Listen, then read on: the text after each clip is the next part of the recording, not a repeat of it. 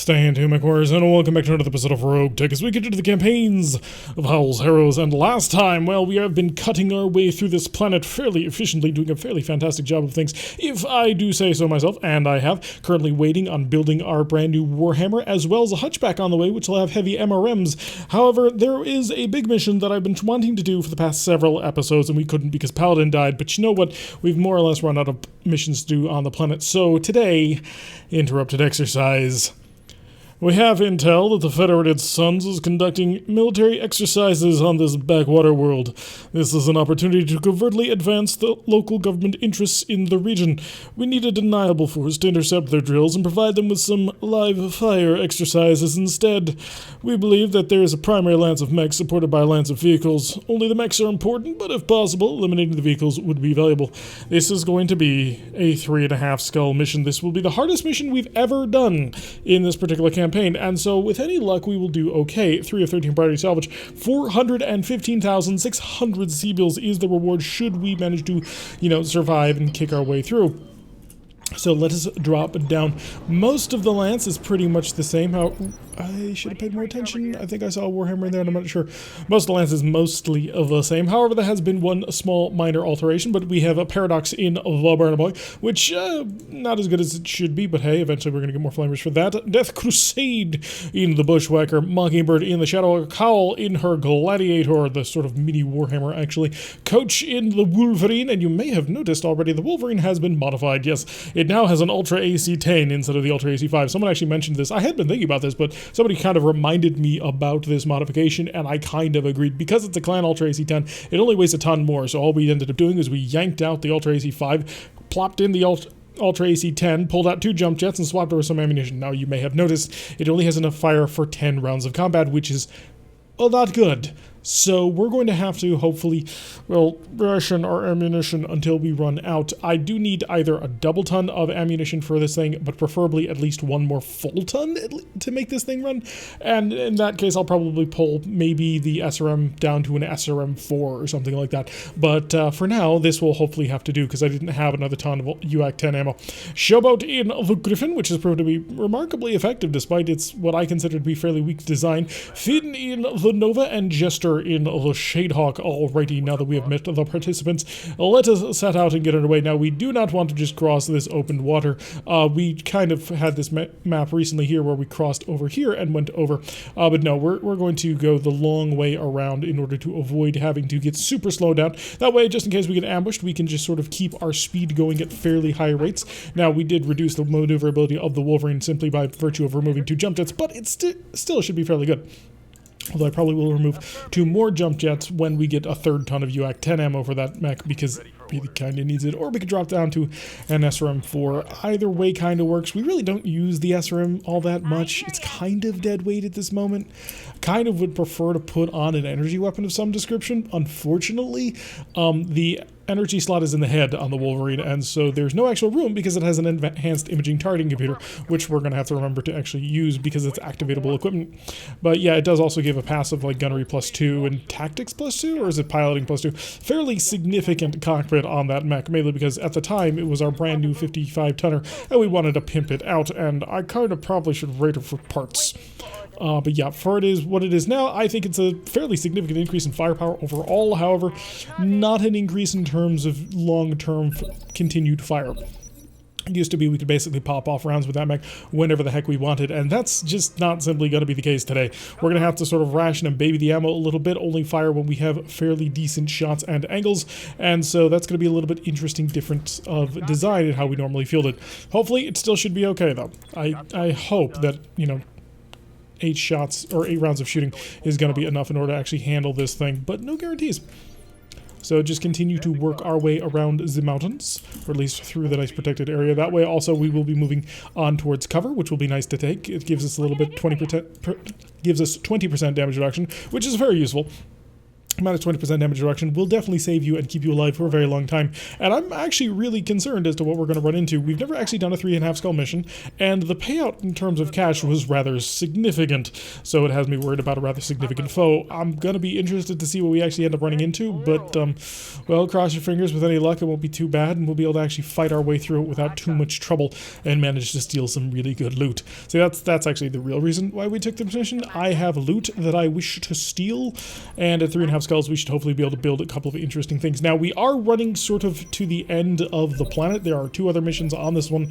One is like a 1.5 skull or half skull mission for, I believe it's a capture base, and the other one is an escort mission. I kind of didn't want to take the escort mission, which is why we're doing this one today.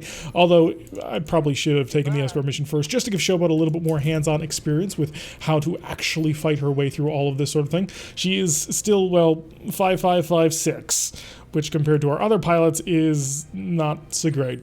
But I'm kind of hoping that it'll be enough. Also with her Griffin sort of on the front line, once I can get it there, it will be able to hopefully provide enough fire support for incoming missiles so that we don't have to worry too much. Although, we should probably replace her system with a laser AMS. I do believe the laser AMS might be a little bit lighter, or at least the same tonnage, but doesn't have ammunition concerns. We already put, was it the normal clan AMS or the pirate AMS in the Warhammer? We did one of those, so probably going to modify the Griffin a little bit more in that direction. Not entirely sure where we're going to fully end up with it, but the Griffin like the Warhammer, or not the Warhammer, the Griffin like the Wolverine kind of needs a little bit of a tweak before it's going to be in a position where I kind of really like where it's at. But we'll find out in the near future. Also, the other problem with putting Showboat in the Griffin is she generally falls behind everybody else a lot, and that's actually not good at all, because by falling so far behind everybody else, it means that she's not in a position to actually provide that AMS support should we happen to stumble on somebody. So it's a little bit of a concern. Not the biggest of one, but it is something that I'm trying to keep in the forefront of my mind. Still no targets on the enemy, which is good. Hopefully we'll be able to cross this uneven terrain, this section here and this section here, before we actually run into combat. That way we will be fast and nimble and aggressive. We'll run the Shadowhawk along the outside just to take a peek. Easy protection still for everybody as we basically work together in the buddy system as everybody makes sure that they're actually covering each other. So starting to fill up this little mountain pass. If they dropped a whole bunch of thunders on us, we would have a really, really bad day. All right, let's get the bird boy to go and peek. Okay, nothing good, so we should be able to cross this river without, or this river of gravel, I suppose, actually wouldn't be too terrible. Nice and safely. Shadowhawk going to get on forward. No targets for him as well. So actually feeling pretty good about that. So should actually get mostly into the combat zone as we move forward. I'm probably going to try and marshal up here. I don't want to stop just because it makes you super vulnerable. Marshaling in this forest here is probably a good idea, and I'm probably actually going to do that. I don't want to, but unless they come forward, that makes the most sense, honestly. Mainly because it'll keep us all together so we can sort of move as a unit. 8 mechs coming on forward with all guns a-blazing is a rather significant emotional event to have to deal with. So we kind of want to, well, not do anything until everybody else shows up. Brace the Shadehawk. Yep, that's right. We're doing exactly that. We're just going to wait till everybody gets up here. Make sure all the firepower will be on station at the same time. Bird Boy as well. Brace. And I'm absolutely terrified that somebody that they'll just come surging over the mountain after my mechs have just braced and sitting still super vulnerable. Oh, I have hope that it does not happen, but it could, and that would be really, really, really terrible. But we do have a lot of ECM coverage going down, which is really nice and handy to have just to back up everything. So Wolverine still doesn't have a target. Good, because we don't want a target until next turn when we sort of bring everybody surging on forward and bring all of the weapons to bear that we happen to have. So that'll be hopefully really good. And Mockingbird can bring the Shadowhawk moving on forward to keep up with the group. Alright, so we have everybody together, I think. Oh, no, we're still waiting on the Griffin. So Showboat, come bring us your anti-missile defense systems. That's going to be kind of important. I'm going to move you right here. I could move a little bit further forward, but I'm really scared about Showboat, revealing the enemy. And Showboat is not really the person I want revealing the enemy. She rolled 15. That's not good. Alright, Bird Boy. Let's go take a peek. So we're going to rush into the marsh for the 50% stability damage protection.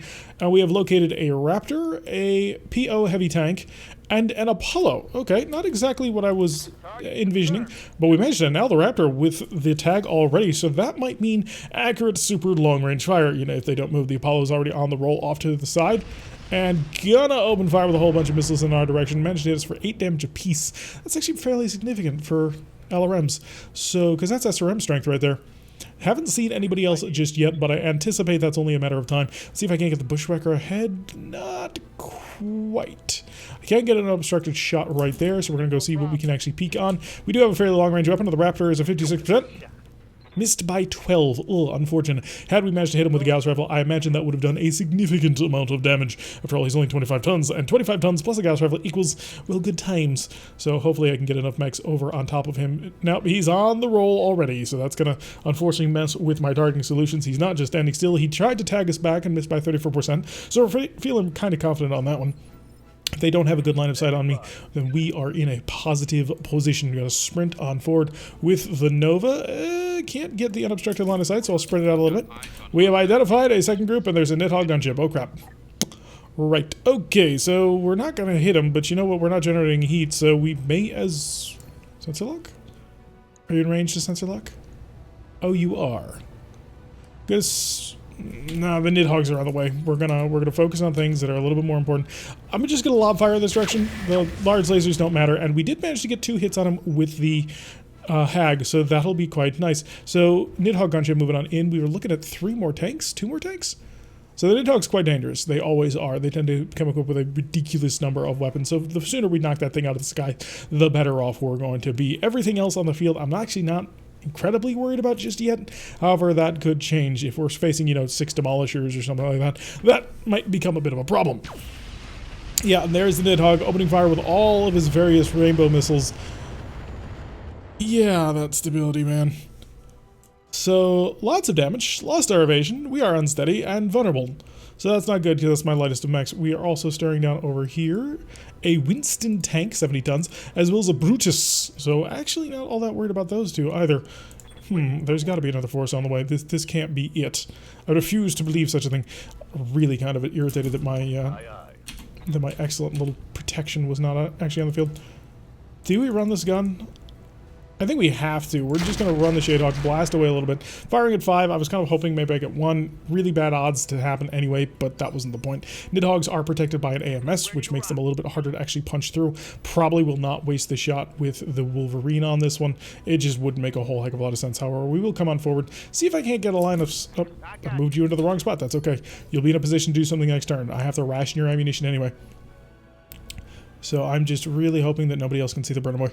Because if the Burner Boy can actually survive without tripping this turn, I am going to activate the Vigilance perk on him to make sure that he is completely fine in terms of stability. That way we can rush him on forward. Now, he can't do much to the Nidhogg because he's only got flamers, and flamers can't target air targets. But if I get him in close enough to everybody else, then anything that the Nidhogg does to everybody else is going to be doubly affected on other people. 11%, but we're not dealing with any problems. So just lob him in there. Missed by 26 only. That's not terrible, really. So had we managed to get a little bit closer on target, that might have been really, really fun. I'm just blasting fire over on towards... Oh, that's a PO tank risk. Right. So you're gonna not fall over? He's still standing. Oh, thank goodness. Please do not fall. Pretty desperately, please don't fall. I am, in fact, going to rush Showboat on forward first. Because if Showboat can get close enough... then we can protect him from falling over. 7.3, 11, 20%. You know what? Set this sucker to high explosive. And I get from me to you. Yeah, he shot it down. Alright, so he shot down the missile without too much trouble, which was kind of to be expected. He did have an AMS, and Thunderbolts are not particularly effective against flying targets. However, if I can just get enough fire onto him, I might be able to do something. So let's see about getting enough fire onto him. Have all of this. So, a couple of good hits. We are starting to chip away at the Nidhogg's protection, which is the important bit here. We're probably not going to be able to do much in just a single stunning, amazing barrage that annihilates the thing out of the skies, although I can, you know, dream. But if we just continue to chip away at him, eventually it's just going to take a little bit of damage to hit him. 2 PPCs came in. Yeah, they were from the larger of the tanks, the Brutus, and that's still okay because he didn't manage to hit me. Burner Boy, hi! Vigilance, yes, I know. I'm more than willing to take the hit on that for stability because that was ridiculous. On the other hand, we do want to start rushing you forward to be aggressive. Now, I can't actually touch you all that much. 30% chance on that. Oh, those were rocket pods? Oh, that might have been a mistake on your part, buddy. I'm going to see if I can't mark him out. We did hit him with a couple of infernos, so that'll start a little fire over there. I don't think we hit him with the targeting system, so that is somewhat unfortunate. If I came over here, actually the Nidhogg's going to be within range, isn't he? So what we're going to do is we're going to sprint. Just get right on over here. Then we're going to lay down the sensor lock on top of the Nidhogg. This thing's got to die. I cannot emphasize just how dangerous this thing is, especially when they come in larger groups. So I really want to take this thing out before too much bad things happen. Oh man, we managed to nail him with both of the large lasers. Structure exposed, AMS flare has been crit, so I don't actually know if that'll have a negative effect on his accuracy, but it is something to keep in mind. The Shadehawk can then come surging on forward with his Rack 5. I don't know if we'll get an accurate shot on this, but we're about to find out. Hi, buddy. It's a 19. You know what? I'm a Warlord it. I'm a Warlord it to a 21. Yeah, we're gonna... Ooh, actually, 27, 27 goes to a 24 with a 4-shot. Oh, I was so hoping it didn't work. Like, I'm playing the percentages awfully gosh darn close here. Did not manage to connect, but if I just keep throwing enough firepower at him, I can kill him. That'll be the key, and the goal here is we're just going to keep chucking firepower. Everything else can go second fiddle on this because he's also jamming. All right, we got him. It was the one Titanic blast. A single shot from a Gauss rifle managed to completely pot that mech entirely. Oh, no, it didn't. He's still there. I thought it did. I thought I saw him disappear, but apparently not. Showboat, I need your protection. Also while keeping you hopefully in protection. So this is probably not going to hit. Here we go. Because I think you can... Oh, you didn't shoot down. I still managed to hit you. Didn't crit anything, which I was kind of hoping for a little bit of a cheeky crit in order to actually blow it up. The front armor completely exposed as it is kind of makes me think it's vulnerable to one. Oh, we got a champion! We got a champion that managed to nail me with that shot. I love champions. Champions are my favorite mechs. They're 60-ton heavies. They are sort of the height of Star League. Not arrogance. What was the word? I had been thinking about this, actually, because this sort of exact rant. But they are the height of Star League hubris, right? Basically, they're too lightly armored. They're not particularly heavily armed. They're very fast, and they're designed not really for a traditional war. Wow, you managed to miss every single one of those shots. I kind of just need a little bit more fire to hit this thing in order to actually kill it. Unfortunately, it's looking like my people are having a little bit of trouble in actually making that happen. The Apollo coming forward, going to also open fire on the... Oh, wow. Okay, I have severely misjudged this Apollo. Those were some seriously big lasers. And luckily for us, the Griffin was in range in order to plink out all of the missiles. So that makes us feel a little bit more confident. I should probably set the Griffin to overload mode just because I've got the Apollo and the Nidhogg. Although the Nidhogg looks like if those were just rocket pods, then I might be in a fairly okay position moving forward on this one. Not 100% sure. Unfortunately, the champion right now is a little bit glitchy. As you can see, the arm's not quite right. But I don't think they used to be like that. Oh, that might just be because I don't actually see him, because these arm sections are replaced by weapons. We're going to have to wait to actually see him, and maybe I can get a headshot and get a full champion. And yeah, I know I'd be incredibly greedy at this point, because we just got recently a Star League era Warhammer, which is a phenomenal piece of equipment. Like, it's the best mech we've ever had in any of our RogueTech run-throughs. Oh, he just stood in the fire, and he took the damage. Thank you.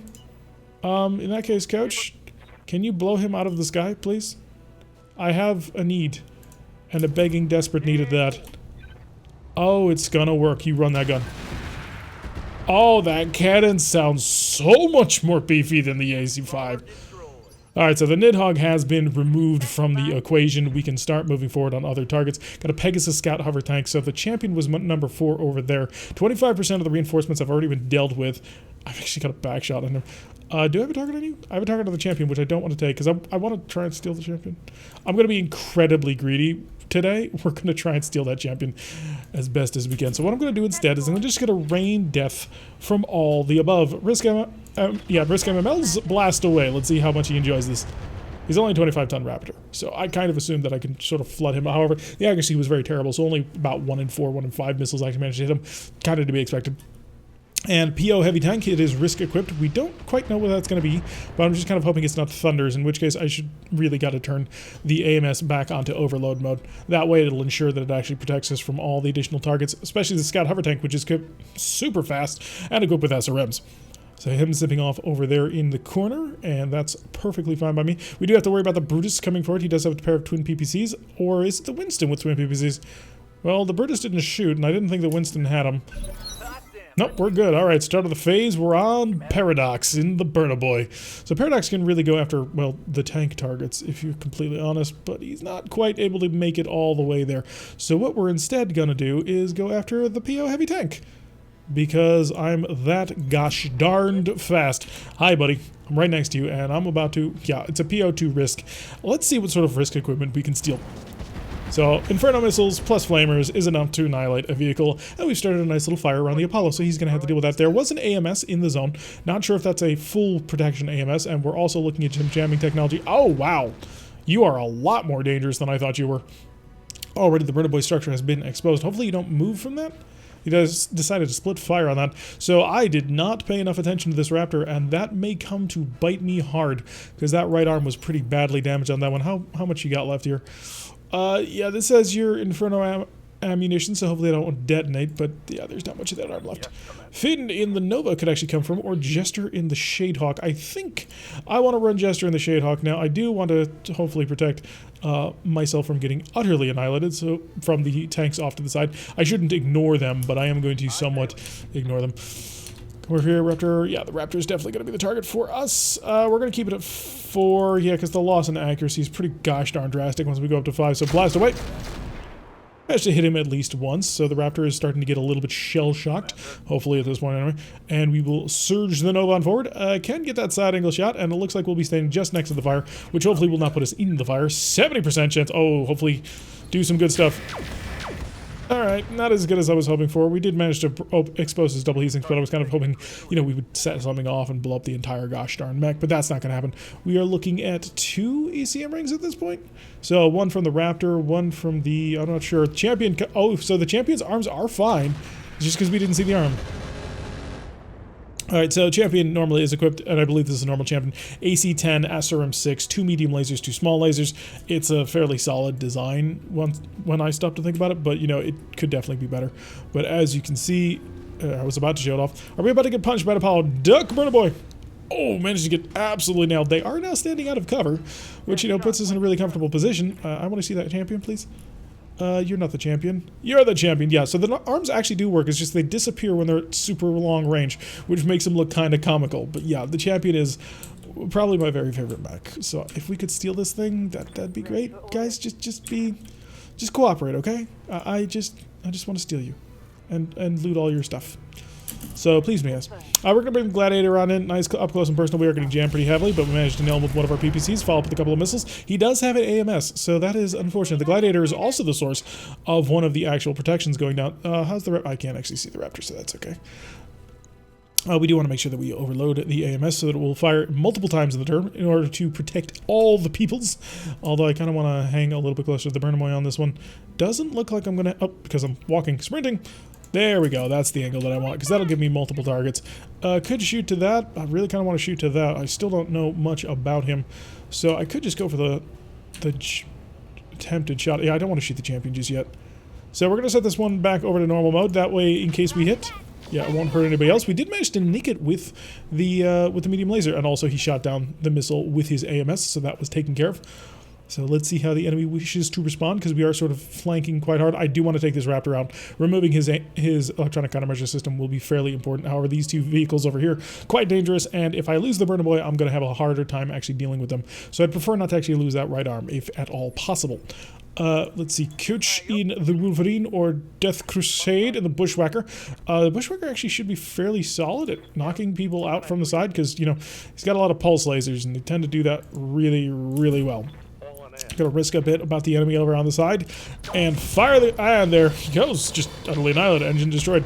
A little bit overkill on that one, but we have knocked out one of the electronic countermeasure systems currently operating in the area. That brings Coach, frees him up to go after our friendly little, whatever you're called, Apollo, that's it. Now, we do have no minimum range, which is going to be very helpful as we sort of rush on into point blank. Set ourselves up right here. Hi, buddy, I've got a 34% chance. I'm going to fire anyway. Oh, wow, we hit him pretty good. Was that a head hit with the AC-10? Not quite. He got hit in the head by a couple of, he got hit in the head by a couple of, God, I'm trying to stumble all of my words today. By a couple of SRMs, but we're going to see if we can't sort of finish him up with the SRMs. Do me a favor, don't hit the back of him, just because I think he might have an XL engine. Let's light him up. Oh, that's a lot of missiles. Engine crit, prototype double heatsink kit, medium pulse laser. Yeah, he's basically about to fall over if we so much as poke him. So, yeah, it might be a good idea just to sort of, like, Oh, he's got integrated laser. Oh, that's interesting. The integrated laser AMS works on I believe on the armor slot or a support slot, one of the two. And it's fairly nice to have on your armor. Yeah, it's both. It is an armor location, but you have to have a support equipment piece on your center torso. Champion coming rushing on over. Looks like he's going to go try and kick us. He is going for the kick, managed to miss, which is excellent, because if he misses, he will start to build a little bit of instability, and we can capitalize on that, hopefully, as much as possible. The Wolverine really still in a good position to keep following this up. He does have a prototype double heatsink kit, which makes me kind of jealous. Let's go offensive push. So if his leg was right here, and his leg has barely any health, give him the double tap. Okay, there goes his right leg. Perfect. We missed with the one-shot hit with the other, and that'll knock this mech down. So he is now extra vulnerable, and hopefully he's feeling super stressed about it. Come on, bail out, buddy. Pilot injured, and he is down 4 of 6 health. We're going to shift the Wolverine around just a little bit. Doesn't need to move too far. The Shadehawk could come in and start rapid-firing this guy to death. I would prefer, however, to take him intact if at all possible. So instead, what I probably should do is turn around and fight those guys. Do you have a shot just standing here? You do not. You would have to move. Which, you know, always not exactly great, but can I jump to the other side of him? I can. Lovely. This is perfect because this will allow me to basically reset my positioning, so I'm now facing towards the enemy, and we could probably just run the gun into his leg, see if he can't manage to take it out. How much armor do you got? We're looking at 145. I deal a lot of damage really quickly. You know what? I'm going to ramp this sucker up to full power, and let's see if we get lucky. He bailed. All right, that is a prototype double heatsink kit sitting on the ground right there. So if nothing else, that will have been worth it. Showboat, no. The Nova, no. See, what I want to do is I want to take him reasonably intact. And the people I need for that is the Burner Boy. Oh, it jammed. Yeah, that's fine.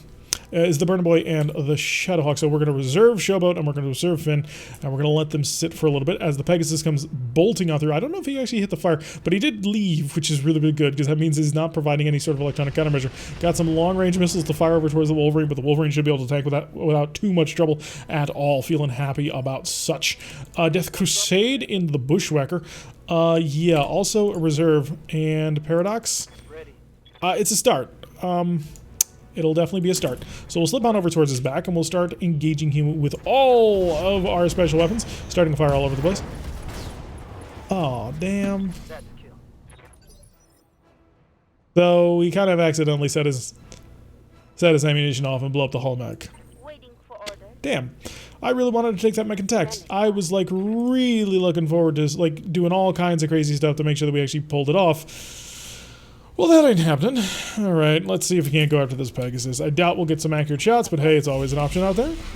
Yeah, we managed to miss both times, and got a couple of SRMs on the Pegasus. We'll chase him down. The Howl's mech is fairly great at chasing after things like that. We will shift the Shadowhawk over off to the side, and we do have an obstructed line of sight, but I do want to get the mech just a little bit closer, or we could go after you, which might be a good idea. You know what? Yeah, we're going to set ourselves up like so. Eastern protection going down. Set ourselves back up to LRMs, and you don't have to have a target. Okay, that's fine. That'll let you chill out. The mech needs a couple of turns. Needs to chill out every couple of turns just in order to keep that thing running properly. And let's just run on over here. See if we can't get a little bit of light fire over towards the enemy. Point 9 set me to the high explosive. Let's just lob it. See if we can't manage to nail one or both of them. After all, they are vehicles. Drop it right there, please. And we managed to miss rather significantly. It landed somewhere off over here. Didn't even manage to get to the target. The Brutus is coming forward rather quick, actually. The Brutus is indeed the tank that had the twin PPCs. That is exactly what we were kind of expecting. And as he's moved forward, we should be able to get a good shot with him with the Bushwhacker. Now, the Winston also shifting on forward, and is going to lay down a sensor pulse, which has identified a couple of the mechs over here, but nothing too serious, I don't think, so far. Death Crusade, yeah, bring your Bushwhacker forward. Let's see if we can't get you a line of sight on the target. We would like to avoid the flames, if at all possible, and we'll shift on right there. We won't have a target, but that'll be fine. He'll be able to chill out so he can use his pulse lasers more aggressively in the next turn. And the Nova could actually start getting to work on things. Do you have a target? You do. How much armor are we looking at here? 92 potentially. Oh wow, that's a lot of SRMs. We do not want to deal with you once you start really laying into people. I'm not quite sure so much about you. I can move into the water. We'll just be really aggressive about it and see what's going on. We are on fire, but that's fine. You have twin MML 15 risks, 2 ER flamers, and a light PPC TLCAP ACC. Blast everything you've got. Okay, it looks like we're drilling pretty good into the side of that Winston. Not terrible at all. Come back up over to Paradox in the Burnaboy. So we'll sprint him, of course, all the way on over. See if we can't get at least a little bit of fire onto the Winston. Yes, we're cooking, but the mech is perfectly fine. Oh shoot, apparently we weren't in SRM range. Huh, that sucks. Hopefully he doesn't get shot up because, you know, he's... Oh, it was jammed. Whoops. We'll have to deal with this in fairly short order. Hi, buddy. I managed to hit you quite a couple of times. Looks like I focused most of that on the front of the mech, which is unfortunate. So, more drilling on into the Winston, and we'll shift off over to the side just for a little bit of protection. We'll dive back into cover. Yeah. Protect ourselves as much as we can. Howl's going to just continue to chase after this little tiny thing, and we will get within range of the back shot. Hopefully we just get a little bit of accuracy. Nah, not so great. We did expose it and managed to damage it. Vehicle stealth destroyed, Angel ECM destroyed. Did that? No, it didn't actually destroy it. Apparently it was just a normal crit. And the Wolverine and the Shadehawk currently are available as targets. Let's see if I can't get the Wolverine sprinting on over here. Maybe we can get an AC-10 shot. Long distance. We will just fire everything. I think I may have accidentally hit a friendly. I'm listening for it. Listening for it? Did anybody get shot in the back? Doesn't look like it. Doesn't look like it. Okay, it looked like we had managed to nail somebody for a moment there in the back, and that would have been extra special bad. Shadehawk is currently totally jammed, but that's totally fine because the mech can't do anything anyway. At the moment, we could get a lot of sound on those, so we will wait, chill out, and the gun is unjammed. So we're doing pretty good on that. We can turn the AMS back on. Not going to set to overload. We're going to set to... not machine gun mode either. We're just going to set it to on, so it actually operates. And Death Crusade in the Bushwhacker could actually probably follow up pretty aggressively on that target, actually. The thing is, I don't want to be too close to him when he decides he really wants to start hurting people. So we're going to focus on the Winston because I'm worried about those Holly SRMs, and we'll fire everything we've got. And I'm kind of hoping for the pulses to do enough track propulsion damage, which is always good. And then we'll follow up, hopefully, with a couple of missiles over from Showboat.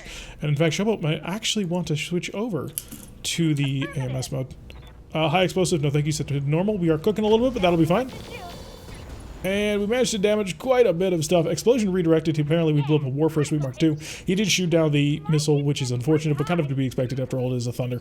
I probably need to put like an Arrow 4 or something on top of this thing just for the extra special funness that will be. Although that weighs 15 tons. So finding the weight for that is going to be interesting, to say the least. I'm really kind of sad that we completely butchered the champion. I think it's somewhere in this flame. Where is that champion? And there's you. Yeah, the champion's got to be somewhere in that flame. So, I suppose I have to say it is a bit unlucky of an ammunition explosion that occurred on that one, but still, oh, this was so painful. We had a chance. We had so close of a chance. There is flames all the way, but I'm going to see if I can't be extra aggressive. Switch this over to SRM, set it over to Inferno SRMs, and you know it's a 42%. So let's see if we can't barbecue. So these missiles do extra damage to targets. Now minus 20%. Of course, structure exposed. Inferno. He meant to shoot down 5 of them, but he is probably going to shoot at me very aggressively. The Winston backing on. And AMS coming in, trying to rescue things. Although it looks like the Bushwhacker has his armor compromised.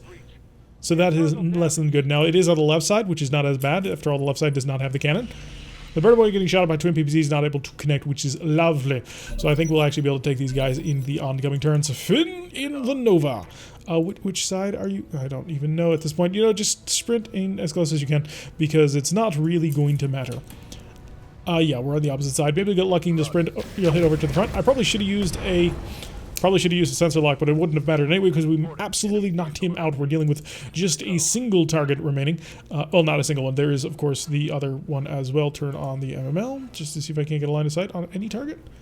Huh, it's really not looking like it. We'll bounce on forward, see what we can find. And nobody still will brace it up. Shadowhawk should be able to take care of it, but the Shadowhawk is rather toasty at the moment. We have exposed the left side of the vehicle, so we're going to see if we can't sprint to get a line of sight. Doesn't look like we actually torched it last turn. So tempting. Right there. Just to keep the temperature under control. We only have one of the launchers, and he doesn't have an AMS anymore, I don't think. So let's see if we can't burn through with the rest of the Infernos. Oh, that's a lot of damage onto him. Lots of crits going down, but he's still not quite dead, which is somewhat terrifying now because he's, not dead, and that allows him to be very, very offensive and aggressive against me. Can I get a line of sight, a targeting on you somewhere, sir? Doesn't look like it. He's in one of the... Oh, because the rotary autocannon was turned on. So, of course it didn't show. So, reset that, see if it actually shows anything. No, he's in just one of those little nooks that is almost impossible to actually see what's really going on. So, in that case, we're just going to bounce over here, see if he can't be of a little bit of service. Hi, buddy. Bye, buddy. Oh, that was gruesome. He managed to just run that gun and nail every single shot.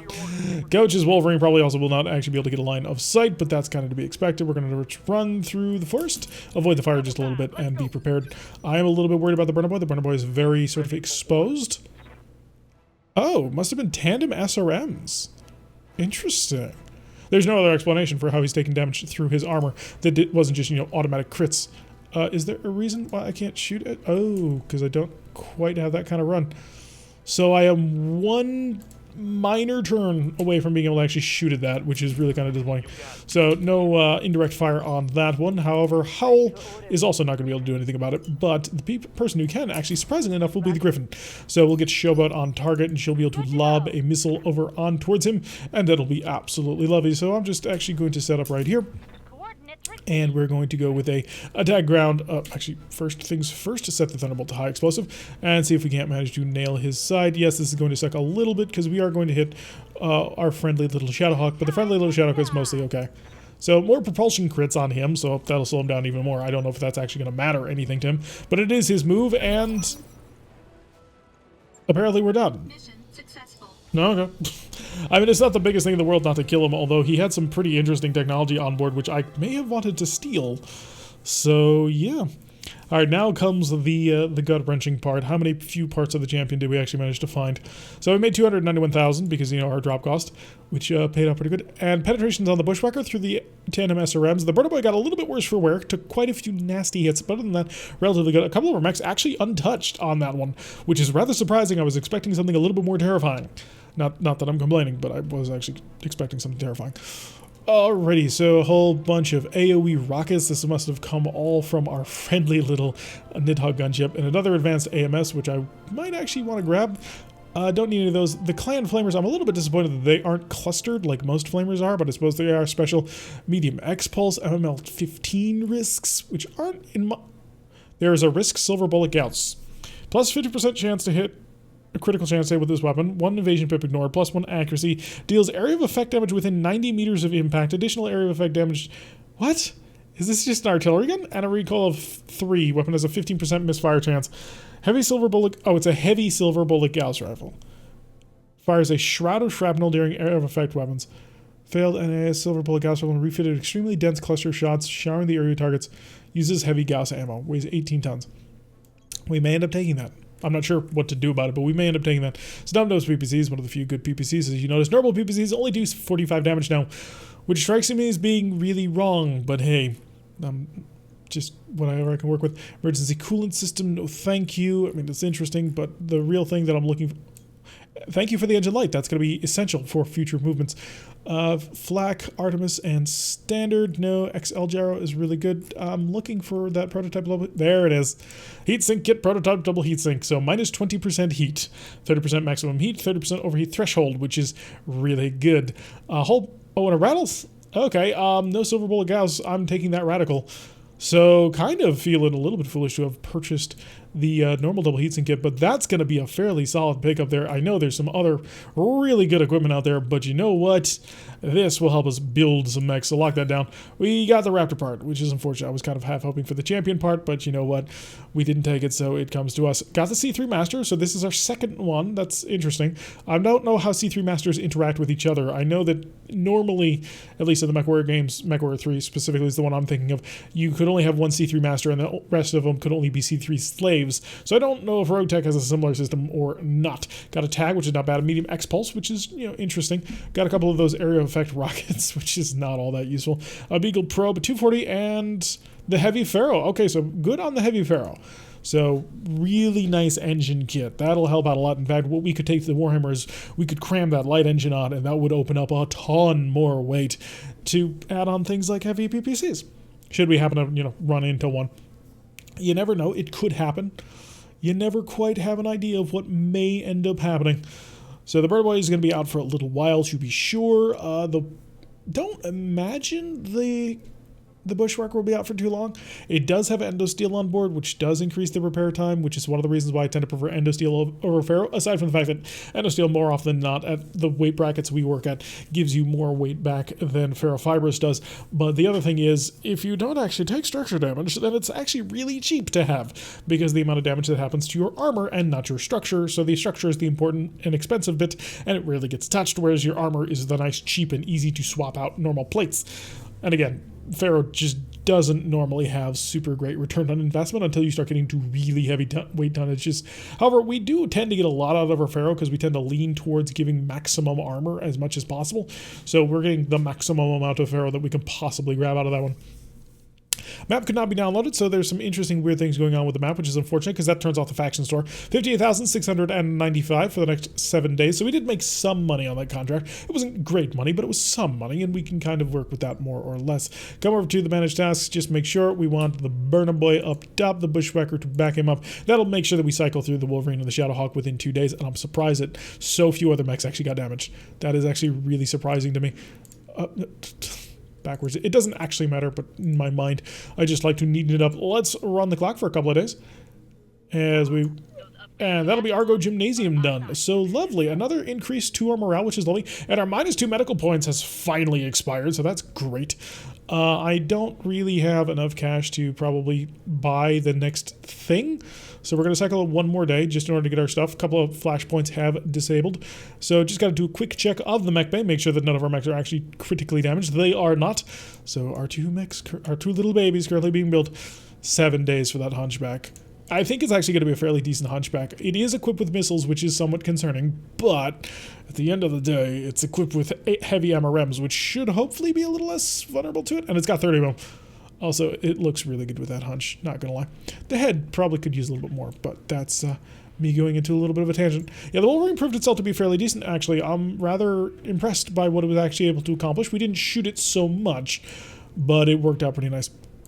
Quick check out the Mech Warriors, make sure nobody's actually leveled up. And how are you at? Howl's the Warlord already. I always go Warlord with the main character just because I like it thematically. So she now has the Warlord ability, which makes her our second Gunnery 8 pilot alongside with Jester. Let's go check everybody else. Coach is fine. Death Crusade is fine. Finn is fine. Jester still leveling up. He has about 4,000 more experience to go until his next level. Mockingbird is excelente. Omega is still learning on the simulators. Paradox is fine, and Showboat can level up. All right, so she can pick up, I believe this is the recoil penalty, which is pretty big, actually. The max evasion, not as huge considering the mech that she's driving, overheat threshold, and oh yeah, that's called shot bonus. She doesn't call shot very well often, so I am actually going to lean into the accuracy that'll remove a recoil penalty so she can use recoil-equipped weapons like the racks a little bit more efficiently. We'll go for called shot next, then probably piloting guts last, and then move on to tier 7, hopefully for her, in order to get some real good work done. Gonna double-check the contracts. There might be... Yeah, there's just covert intelligence, which is a capture base of 1.5 skills. It's a lot of cash, so you know what? We're going to take it for the cash. That way, we're all prepped and set, because this is going to be the last mission we're going to take on planet. We will be traveling after today and going on a long journey adventure. All right, so Chester, of course, going to go in the Shadehawk for the rapid-fire cannon. Finn can go in the Nova. For that little bit of extra accuracy, Showboat to her Griffin, and Coach can drive the Wolverine. And yeah, let's drop down on these people and give them a little bit of a surprise. Yeah, 1 point something million C-bills in order to just keep us moving along. It is a capture base. There will be turrets potentially. However, the Bird Boy is still capable of handling turrets, despite the fact that he's not quite so torchy anymore, because he's got that risk MML-10. Gotta be honest, not super psyched about the MML-10, but it's what we've got to work with. And I have been sort of looking around for flamers. We didn't grab the clan flamers, which would have been really, really great because, you know, there was a radical prototype double heatsink kit, or there was a radical heatsink kit and a prototype double heatsink kit and a light engine, and I only had 3 slots, and you can't not take those. The only thing better would have been a clan XL, and, well, they're probably not going to be available all that often, especially now if the map isn't working. I am a little bit concerned. I have heard rumblings that the map may be going away, which would actually be really sad because the faction shop is just a lot of fun to sort of see what everybody around you has been fighting, and also the map has been a really cool and interesting element where you travel around and do some really sweet things that made allegiance mean something. But we're gonna have to see what that ends up going. Anyway, covert surveillance. Unremarkable empty systems like this one are perfect locations for covert intelligence gathering operations. We believe there's a Davian facility here on Duxford doing exactly that. Monitoring the pattern of dropships making landings on the planet has led local analysts to a remote and apparently empty facility. Until just a few days ago, we picked up the unmasked signature of a mech's fusion engine powering up. That facility isn't empty, and we want the data stored there.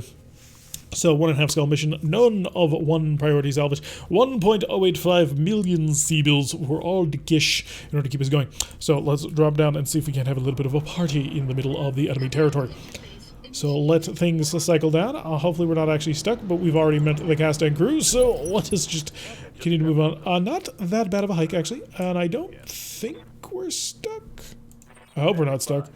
Are you stuck? Potentially.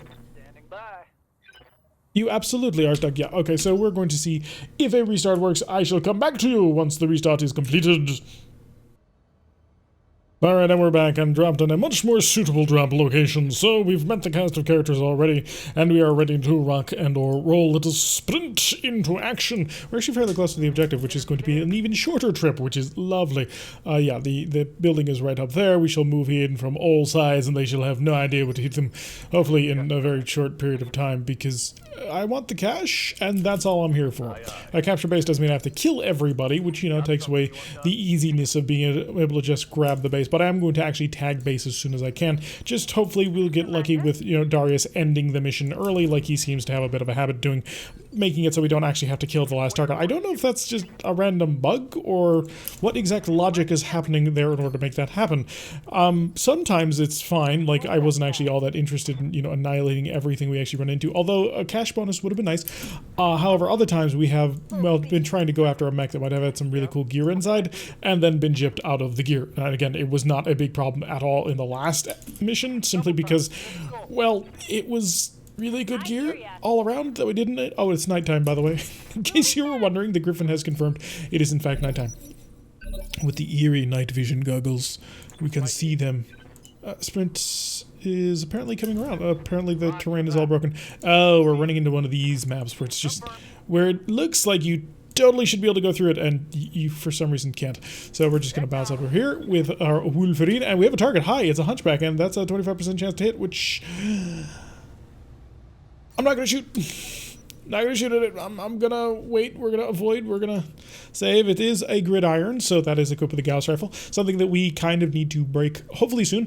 Gridirons are very dangerous. Gauss rifle equipped anything is very dangerous because it basically takes the advantage of your average Hunchback 4G and then gives it range, which is not something that you've ever wanted an enemy Hunchback to actually have. It tends to result in, well, lots of pain. There was something over here, which which I wanted to take a peek at. Hopefully you're nothing too interesting. You are a Hetzer, which needs to die, a Raptor, which also needs to die, and a Ranger, which needs to die. So this might be the primary target right here. There are 4 units, however, I kind of don't think so. I am going to fire at the Hetzer, see if we can't actually get anything through. It looks like somebody's packing anti-missile defenses, so that's going to suck a little bit. Let's rush the Gladiator on over as quickly as we can. In fact, I'm going to put, I would put myself inside that little trench for the additional 50% protection, but apparently it was not to be. I'm actually going to ramp up the Warlord on this one, go for the additional damage and accuracy, see if we can't manage to pot this Hetzer before we can actually do anything all that dangerous. So it looks like we managed to hit him with 1 PPC, but the other one, well, not so good of a follow-up. Jester in the Shadehawk can come flying forward. He really could, actually. It wouldn't be the worst thing in the world that we ever did. I am a little bit worried. How fast can I run? Yeah, I can get basically the same movement without having to actually risk them back. 4% on that, really? We're only going to triple. You never know if you get lucky, and we have enough ammunition to run that gun at triple without a huge problem just yet. The Nova doesn't really have much of a jump jet for anything other than getting itself unstuck or maneuvering around a couple of small minor things. So I'm actually going to lay a sensor lock down on top of the Hetzer just because I want to make sure that we can get a good angle and target on top of it. Now that we actually have detailed information, we're dealing with an AC-10. Okay, so it's the dumb Hetzer. It's the Hetzer that I don't know why anybody would ever buy. An AC-10 gives you additional damage, sure, but okay, it's not the worst Hetzer. The worst Hetzer has 4 medium lasers, which is beyond dumb, by the way. If you ever happen to get your hands on a Hetzer and you decide that the most brilliant plan that you could ever possibly come up with in order to put things into a Hetzer was to instead load it chock full of all kinds of crazy, you know, short-range medium lasers, you need to get your head checked. Alrighty, so let's open fire with all the missiles on the gridiron. I'm seeing lots of ones, which means lots of heat, and he's suffering. I can tell. The ranger over there, the thing that's really probably screwing with us right now is that raptor. I am going to rush on forward with my griffin, and the reason why we're rushing on forward with the griffin is because of the AMS system. It will provide a nice little bit of additional protection. Oh, the sensor lock is good and lovely. We're just going to nail him with a normal. And we did hit him with a shot, so that is another 44 damage on top of the target. And the enemy now gets to respond while we're looking through the Special Forces green scopes. Ranger coming on forward. He actually has a fairly decent number of missiles, however. Never mind, that is not missiles. Holy crap, where am I looking at here? It's a Ranger with a whole bunch of medium lasers, and he's managed to avoid the shutdown, but he didn't move. Which, well, buddy, I think you may have made a mistake. AC-10 mentioned to nail the Griffin, just outright slamming on into it, causing damage to that anti-missile defense system. Luckily, it didn't actually cause any real, critting damage, but it was there in spirit. So we're just going to rush right on up in here. I'm going to ignore the Ranger for now, although maybe that'll be a mistake in the near future. Do we run this gun? Oh, not so great if we run this gun. I'm going to Warlord it just so that we have the additional accuracy, but puts me at 42. Yeah. Snap this sucker. Wow, only one of the 6, and we are looking at a 40% chance of accuracy. I actually managed to touch the target. That is god-awful, actually. No, not really interested. I am, mainly because of the 50% accuracy. On that Gauss rifle, finally managed to take out the Hetzer. So he ate up a lot of firepower, which I suppose you might be able to expect. So we have him completely destroyed. Now we can start focusing probably on the Ranger first. The Raptor has a whole bunch of weapons as well, but this Hunchback. Hopefully I can just... Oh, he's moving at 14, this Hunchback. So 18 on the Raptor. Hopefully he'll come on forward so I can basically just get nice, easy, free, close-range shots at him. Also, hopefully that all of these energy weapons that you can't actually see on the display right now, hopefully they're not all that dangerous. He decided to stand still. Well, I can't exactly complain when the enemy's going to do something so very beneficial to me. So Paradox in the Burner Boy, and you're going to sprint on over here and say hello. Hi, my buddy. Hi, my friend. Hi, my pal. All the fire, please. Plus Infernos, even more fire. Plus 49 heat. He's feeling a tad stressed, as you might do if suddenly you found that your entire world had suddenly burst into flames. So, yeah, we're going to rush on over here, see if I can't get an accurate shot on that Raptor. Apparently, it's just not going to be all that great. We're going to ultra-auto cannon it, though. And we managed to hit him with one shell and structure exposed with a couple of missile follow-ups, so not terrible. So that's kind of actually what I was looking for, because now I can rush on in here with you. Do we know which side? It is your right side, which is this one right here. You may want to duck a little bit there in the Shadehawk, folks, because incoming Hag. Oh, just beautifully aiming the Hag. And the reason why I wanted to wait for a structure exposed, the Hag firing a whole bunch of small projectiles will hopefully get some good penetration values on through there. We do have a fantastic target right here for even more SRMs. Hi, my buddy. Hi, my friend. Hi, my pal. You're shutting down now. And he bailed. That's just an entire gridiron right there for us. We took this mission for, all the money. But had we taken it for all the stuff, we actually would probably not have been able to get the gridiron. But having him fully intact is really cool. And there goes the Raptor. Just utterly annihilated. Only the Ranger to take care of it. Now, the Ranger does have a rather ridiculous number of small lasers and machine guns. Yeah, that's just a lot of fire. Into the Shadehawk. He didn't move very far or very fast, though, and it looks like a couple of his guns have managed to unjam. The Griffin should be able to set right there in order to place you in perfect range for all my targets. Hello. And nailed it for the 55 damage. So he's currently not standing in any sort of cover at all. Finn with the Nova, if you just wouldn't mind coming up here. See if you can baby drill with the large lasers. Oh, managed to dent the Shadehawk a little bit. And Jester, if you wouldn't mind doing the honors. Step back, take aim, 6 shots. Taken care of. Alright, so I think we've pacified the outpost. That is all nice and taken care of. I can now take the Burner Boy. Paradox, please. Bounce over here, and let's get a look. No, bounce. Yeah, we're gonna fly. We're not actually gonna walk through the flames. That would be absurd. because, you know, I don't like the fire all that much. We're just going to see, yeah, there's no getting around those flames unless we go in this direction, which we shall. So we'll be able to touch base in the next turn, and that'll make us a cool 1-point-something million seamills, which will be lovely. So all the cash in the world, don't need vigilance right now. We're doing perfectly fine. We try not to use them because, well, I'd prefer to have the Inspire bonus. I think I've mentioned this a lot before, but the 5% increase to accuracy across 8 pilots is absolutely gigantic. And especially compared to being able to get a 20% damage reduction on one target.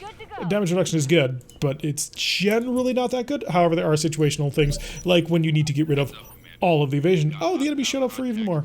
Great. I was kind of hoping to steal things.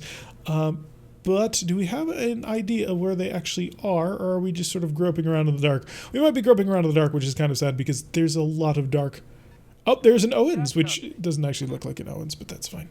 They try. They have done their best, mainly because there's only a placeholder for it. The Owens eventually, I imagine, will get put in. But light mech Sparky, not familiar with this particular mech, but he did have a 45 damage PPC, so that is actually a full power PPC right there. He managed to hit the building instead of us. So what are you? You're a GRF Griffin?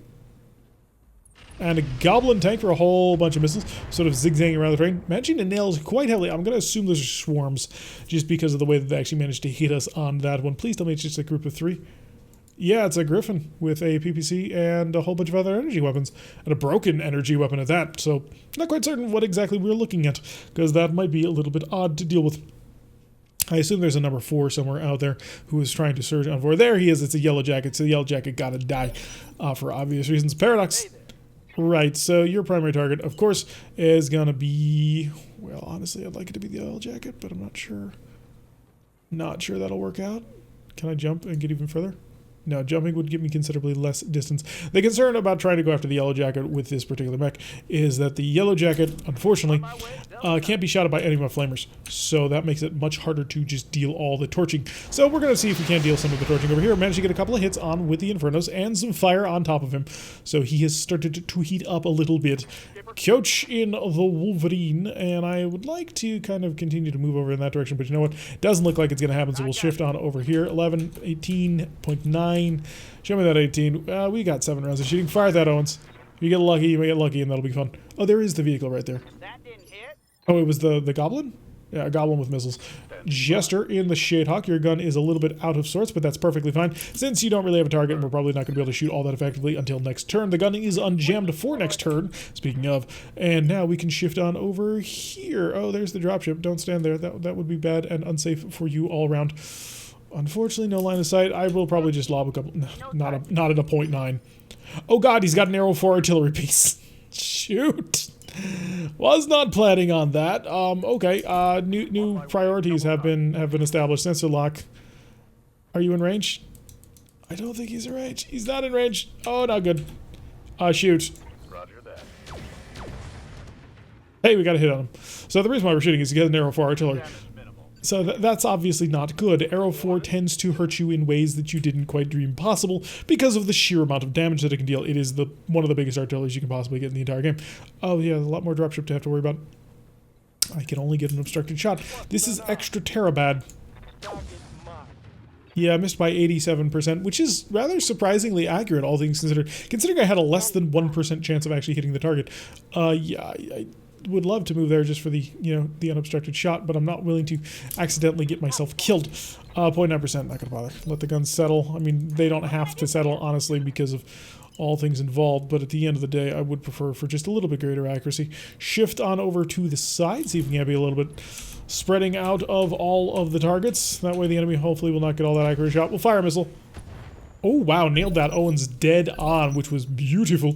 Paradox, yes, right, fun. Also have Finn and Jester. All of them are on the same side, which is a little bit sad. So Finn, you're going to move first, and the reason why you're going to move first is because, 1, you're going to get nice up close and personal with his Yellow Jacket, and 2, you're going to lay the sensor lock down on top of him.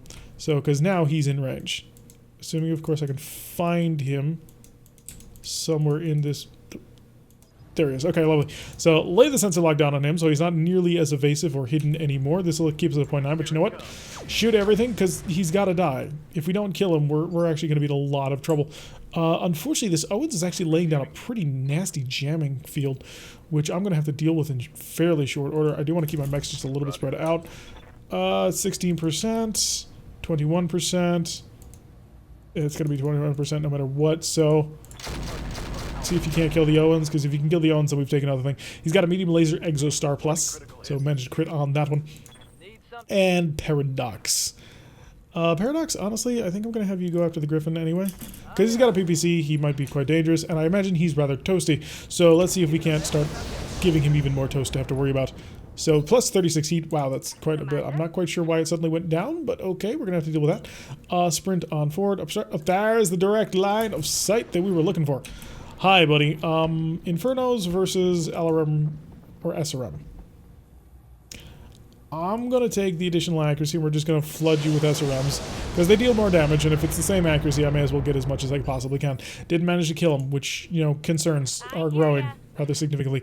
The Wolverine, can I get a line of sight that's direct? No, that's not going to happen. He is sitting rather perfectly perched on top of a hill, where he doesn't have to worry so much about such things. So we're going to rush on forward, 9.6, 13, 9.6, and 0.9.9. How do you exist? I've just got to throw as much as I can over towards him. That arrow for artillery is going to hurt. It's going to hurt a lot. So I'd rather not take the hit from it.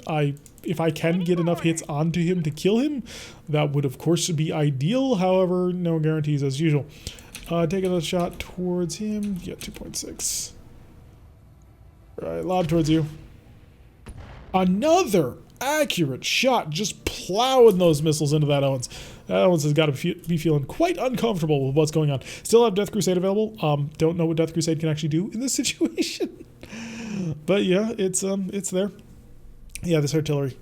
Hopefully he won't be able to target the Burner Boy, because the Burner Boy is basically on top of his friends. But you know, the enemy has never quite mentioned before that they feel perfectly fine shooting their own. The Owens is pulling back. Of course he is now. Howl. Howl, please. Give me the shot.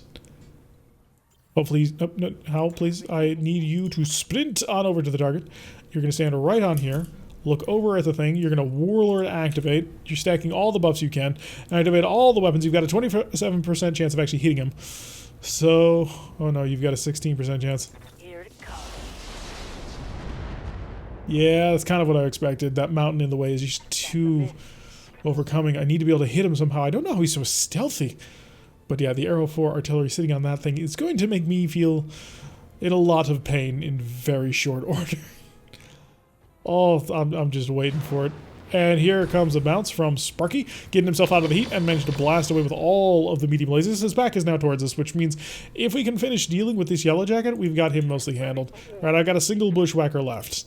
A single bushwhacker with a single Gauss rifle. On to target. 10%. He missed. We hit with a pulse laser, so there's that. Unfortunately, he didn't create anything important, so it still is alive. So I've got a cluster over here, a cluster right here, not so much of a cluster over here. And the Goblin with the LRM's going to continue to attack the Burner Boy. Again, with the, whatchamacallit, the swarm rounds managing to hit us and starting to increase. And here comes the pain. Everybody else is gone. It's just up to the Yellow Jacket where he wants to start laying down artillery fire. Wherever he hits, even if he misses, it's a fairly large explosive effect, assuming he shoots. So I'm more than a little concerned about what he could potentially do to us. It's just an incoming amount of damage that you really, really, really don't want to take. Oh, he's going to stand still. Lovely. Jester.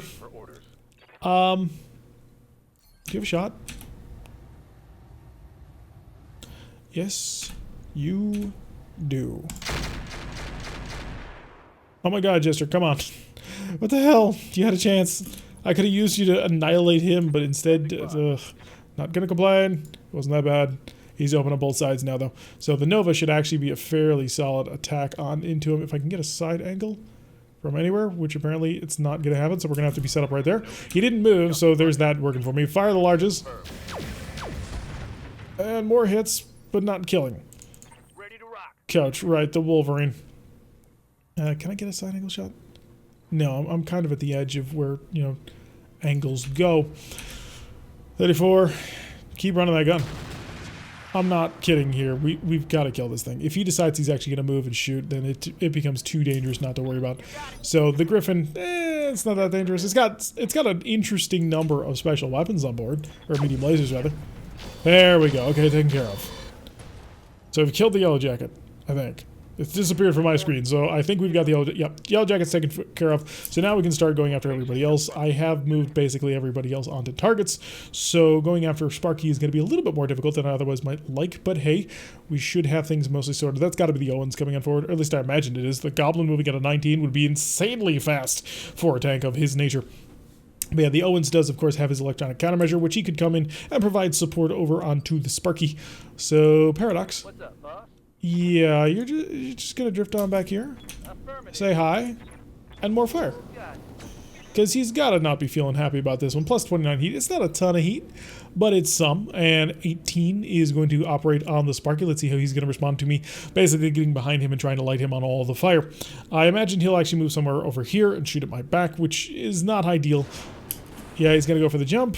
Not sure why he's jumping so much. No, he wants to shoot the Wolverine. An interesting choice, sir, and I can't imagine that it's a very good one, because the Wolverine was fully armored and didn't really care what you did to it. So, yeah, bit of a waste there. Shouldn't complain too much. Could just see if we keep the luck going, but it's the wrong side anyway. Yeah, we're going to shoot the Griffin. Point blank range. Managed to miss on that one, but a medium laser did manage to touch him. So Mockingbird can then come on over here, because Mockingbird happens to have the I'm about to murder you button with just about anything that she actually targets. Set to Infernos, please. 42% accuracy, but Infernos deal additional damage to vehicles. So let's see if we can't start a little bit of a forest fire. Not dead, surprisingly, but that's okay. If I can kill one of them soon, then I'll be pretty happy, actually. We'll be in a position to engage either one. 35%, 48%. We're going after the 48% of course. Nailed him with both of the PPCs and a fairly decent number of the missile on the follow-up. So the Goblin's been rather dented at the moment. Enemy now gets to respond, and that'll be the Goblin who has to drive through fire to get to us. Taking the burn damage and firing all of his missiles over towards the Shadowhawk, and we managed to shoot down some of them thanks to the Griffin with that long-range AMS support. Actually shot down one of them. Alright, Jester. Darn it, you jammed. Fly. Because why not at this point? Just get on the flight. It's cool. It's a little bit sad that you jammed the gun, and the gun is now unjammed, so even more kind of sad. But hey, I knew the risk when I activated the gun. I'll just position you right so, just in case, because 29% chance is not exactly phenomenal, but hey, we hit him anyway. And did I get enough damage in order to make him unsteady? Not quite. Paradox, on the other hand, might be able to do that. So Paradox, with the jump, can slip in right behind him. Surprise, buddy. And yeah, we'll activate the risk MML, and everything we've gotten to his back. So now he's definitely been made unsteady. I have that taken care of. He will be a nice, easy target for people like Coach in his Wolverine. Assuming, of course, Coach can get behind him, which by no means guaranteed. Let's see if we can get a jump going on. Jump, please. There we go. That'll get me the back shot that I crave and desire. Do me a favor, just don't shoot the Myrna Boy with this gun, because it's a really big gun. Oh, we've managed to really make him unpleasant. So managed to burn through most of his back. Haven't actually blown a part off of him just yet, but it's only a matter of time. And in fact, it might only be a matter of, critical damage. Large, and then just all the additionals. We managed to crit a whole ton of things. That should be a knockdown right there. It's not, apparently. He is perfectly fine and steady. So a little bit surprised on that one. And the mech is on fire and just moving. He's just going to disco laser light show absolutely everything. So that did not work out so great for him, but that's okay. And his PPC Defiance, apparently they jam these days. I didn't realize that. I'm not quite sure which side of you is exposable like that, but I'm actually going to engage over here at you because I have a really easy shot and your back is completely open. So please die now, sir. Oh yes, just invisible, destroyed, nothing left on that one. Too bad we destroyed the PPC Defiance. I'm not quite sure what the Defiance PPC did compared to a normal PPC, but I would have loved to have found out. Let's rush on in here. And now why, you might ask, would I rush over here? Well, because my actual target is him. Because I have a whole bunch of Risk Infernos. Or I can set to listen kills, which I'm going to do the listen kills because I think I can probably kill him with these. So fire all the SRMs from the back, 40 SRMs into him. And that's going to core him out. Took out a double heat kit, but that's not the worst thing in the world. Now we just have the one truck remaining in order to actually be destroyed. It will be phase 15 for him to actually move around and fire all of his weapons in hot load, I imagine, at point blank range. He did manage to increase my heat even more, but I'm not all that worried. Because we should be able to handle this without too much trouble. Showboat, would you like to move on in? And just give him a little bit of love. Apparently you can't actually move. So, yeah, 51%. Managed to miss rather spectacularly, actually. So, Showboat, a little bit disappointed on you because I was kind of expecting you to accomplish something really cool. You had been amazingly accurate with other units, which, you know, was really cool. I gotta give you a lot of credit for that one. But not today, it seems. I'm actually gonna run over to your front because if I actually managed to stomp on you there, I could have killed you, but it was only a 15% chance, or 15% miss. So, not great. And the mech is chilled out. So nice and good. We've got Finn and Coach. Coach, why don't you lay down the sensor lock on top of the goblin just to make sure everybody's life a little bit extra easy so we can hopefully get him killed in relatively short order. Take aim at his side, which is not the side that is exposed, but I might be able to drill with the large lasers. Oh yeah, I think most of his armor is probably gone at this point, and he's dead. Alright, have I claimed the base? I thought I did. So that should be a good kill. It's just all the fire. We lit the entire location on all the fire. Alright, a bug out for a quick amount of cash. Not too much damage was taken. A little bit more than I kind of, well, suspected would be okay. The best thing to get, honestly, probably the Gridiron's cannon, although we have several Gauss rifles. The Arrow 4 would be rather interesting. 1.069 million Siebels, so not terrible at all. Yeah, not bad. Griffin taking a little bit more damage than I otherwise would have expected. Our random part is small laser quantity 2. A little disappointing, especially considering we had so many gridiron parts. Oh, if we had just managed to take this one for all stuff, we might have actually gotten. And then we would have another hunchback, although do we need another hunchback? That is the true question to ask yourself. Do you really need the hunchback? And the answer to that question is, of course, no. But we'd like one. Alrighty, so a nice little successful mission there in order to sort of finish off our time here on the planet. Unless some brand new dozen missions have spawned that we need to take, we are probably going to be moving on. Now, the map is currently not updated, which is a little concerning because I was using that to follow the front line. And now I don't know quite what happened to that front line because it has managed to disappear because the map is not updating. It's a little bit circular logic there, but it's not wrong. So a little bit concerned. With any luck, though, everything will be just fine.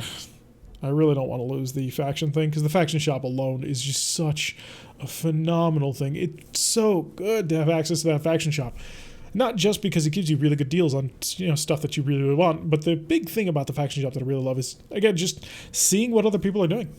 Alright, so the map could not be downloaded. That's unfortunate. 18,195 for the next 4 days, so we should be ready to rock and roll very, very shortly. But again, I believe that things are mostly done. Now, I am going to make a leap of faith, because I had planned my next move. Hopefully, so not too much trouble. Oh, just one day and a whole bunch of mechs. That'll be great. I'm going to throw the hunchback up to the top. The Warhammer up to the top as well, just so we get good work on it. By the time we've traveled, all of my normal mechs will be done, and I should probably have the hunchback as well. But that's going to do it for today's episode. I have been Tarek. If you like what you've been seeing, hit that like button and subscribe before I see a notification every time I upload these videos. Press the little bell icon, leave a comment. Make sure you join us for the streams on Wednesdays and Saturdays. And what's that? Today's Saturday? Yes, today. You too could join us for our stream at 5 o'clock today as we play through Apollo's Vipers, a clan start campaign where we have been blasting our way, utilizing urban mechs and stormcrows, which apparently lay urban mech eggs. If you're at all confused by that, stop by the stream and ask about it, and I will see you all in the next episode.